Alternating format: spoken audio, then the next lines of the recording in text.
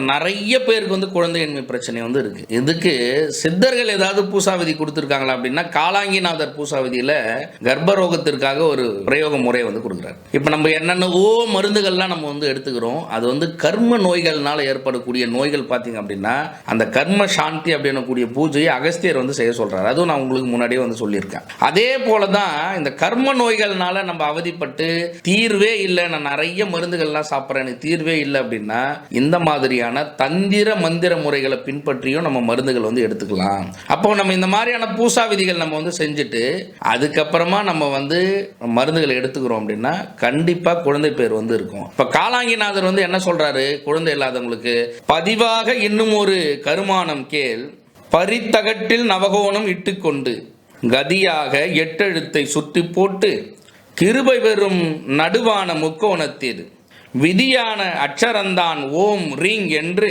விவரமுடன் தான் எழுதி விண்ணை நோக்கி மதிவான ரவிமதியை சுழினை கேற்றி மார்க்கமுடன் சர்க்குருவை தியானம் செய்யப்பா எந்திரத்தை குளிசம் செய்து திருவான பெண்களுக்கு கட்டினக்கால் மெய்யப்பா சொல்லுகின்றேன் கர்ப்பரோகம் மெய்யான தேகமாம் பாய்வு தீர்ந்து கையப்பா உதவுவது போலே மக்கால் காரிகைக்கு கர்ப்பம் உண்டாம் கண்ணை காண்பால் பொய்யப்பா போகாது மெய்யே நிற்கும் புத்தியுடன் நவகிரக பூசை பண்ணு அப்படின்னு சொல்றாரு. அப்படின்னா இந்த பூசையை நீ செஞ்சு அதை குளிசமாடி கட்டிக்கிட்ட அப்படின்னா கண்டிப்பா நமக்கு குழந்தை இருக்கும் அப்படின்றத காலாங்கிநாதர் சொல்றாரு.